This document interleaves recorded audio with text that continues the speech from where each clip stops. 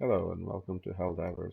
This is going to be an introduction to the Galactic Campaign, which is how you win the war against the cyborgs, thugs, and illuminates in the game.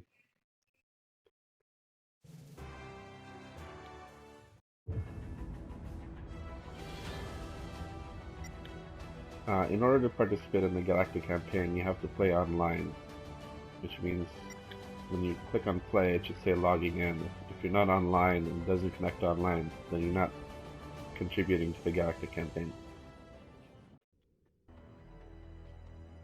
The way it works is basically you have this Galactic Campaign table. That's where you pick missions, and the missions are from difficulty 1 all the way to difficulty 12 planets, and basically each planet will have 2 to 3 missions, and once you complete all of those, you'll earn the amount of influence for each star that you earn on each of those missions. So on a 3 mission planet you can get 9 stars.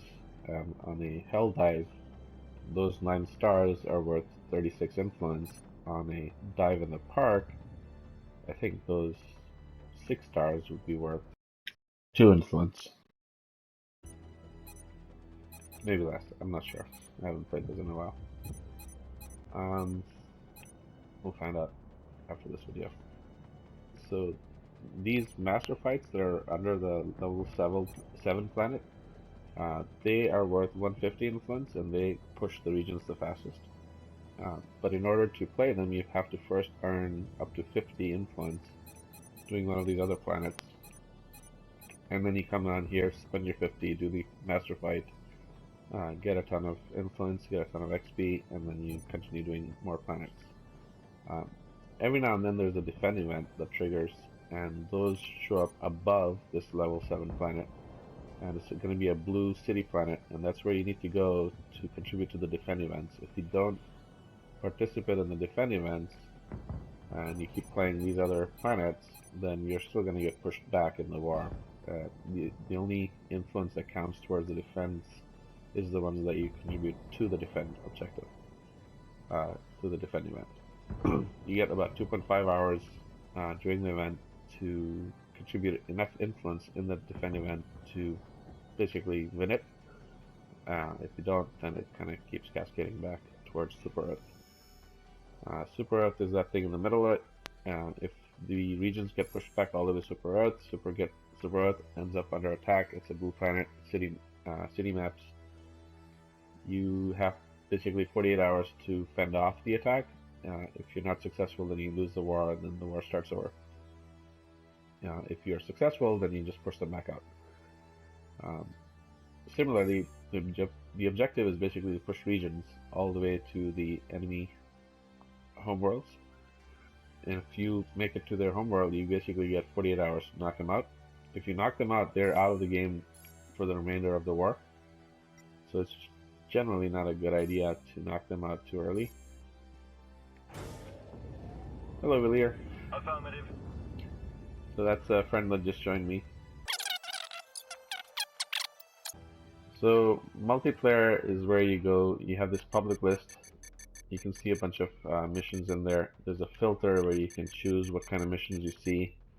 And as you're scrolling the list, you can see what the different awards are and what the different difficulties are. You also have this friends option. On the friends list, anybody that's on the same PS4 will show up automatically. For anybody else that's on a PS3 or PS Vita, you have to use the square button on them to kind of pull for it. And if you just wait for a little bit, it will show what they're doing. So that person is on, and you can join them now that you've done that. Really, I'm just gonna do a really easy mission because I'm just going through this stuff. Roger that. You also have these privacy settings where you have public, friends, and private.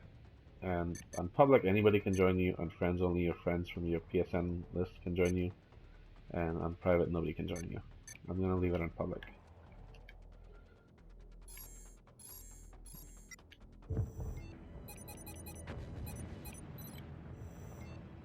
Alright, So even though I cancel out of that mission, I can resume it as long as I didn't pick some other planet.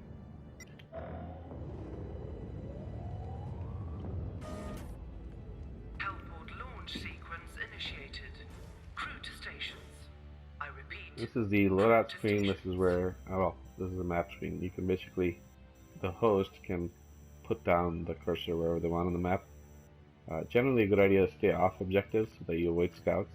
Since you're playing on easy, it's fine if you just drop in there. This is the loadout screen where you can pick your different perks. You can pick your different primary weapons, which are by different classes. So you have the AR classes of weapons, you have the stalwart, which stands alone, sort of like a machine gun. You have the shotgun classes, you have submachine guns, you have your sniper and your railgun, you got suppressor and scorcher, laser weapons, arc weapons. You also have a ton of stratagems that you can pick. See, all these red ones are called offensive stratagems, the green ones are sort of defensive, the blue ones are considered supply stratagems, and then you also have in-game special yellow ones. The special yellow ones are things like reinforce for downed allies, SOS beacon, and objective-specific drop-ins as well, like nuke bombs or sniffer for the mines.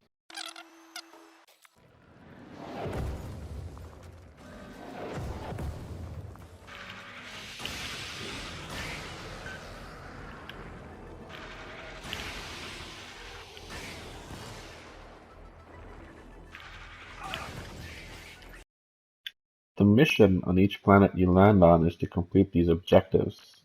You can see the objectives on the minimap are the white bordered icons.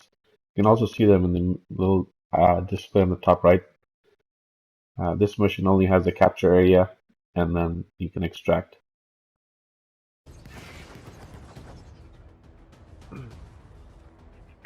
Oh, I really wanted to drop that. Oh, I missed dropping the SOS. So that SOS that was there, you can drop it as long as you're not already ready to extract, and that will attract more people to your game if you need help. Additional commands on your D-pad, so you can punch that guy, punch that guy. But it's just, it can't really hurt you at this difficulty.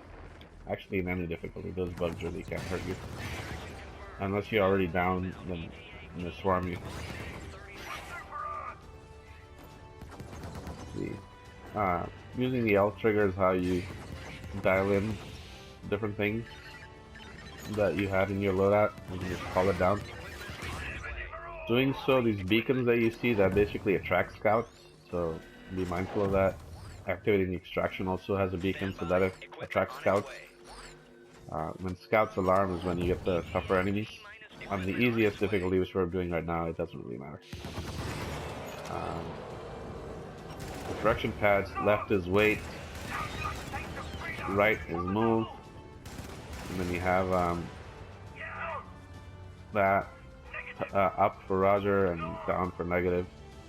So for instance, if I poison Mr. Willier, he's gonna say negative, because he doesn't like that.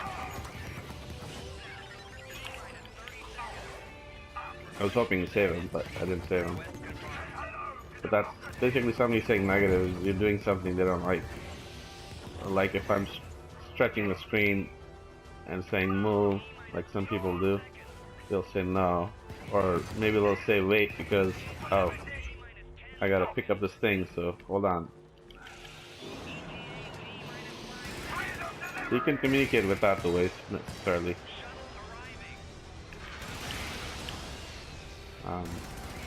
If people are not your friends, you can also commend them or report them, but if they're your friends, all you can do is kick them.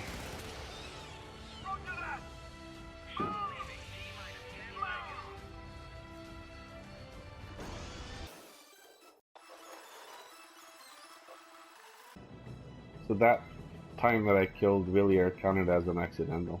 That's something you don't want on your stat screen. The other things are, the deaths also you want lower, everything else you want high. well, not necessarily shots, but accuracy high, kills high, that's fine. Low deaths, everything that's basically yellow is good. Or gold. Like, that's where you did the best in the team. And it looks like completing an easiest difficulty mission gives you 2 kills for 2 missions, so it's pretty low compared to 36 that you can get on the Helldive, or 150 that you can get on the enemy master fights. I think that's going to be it for this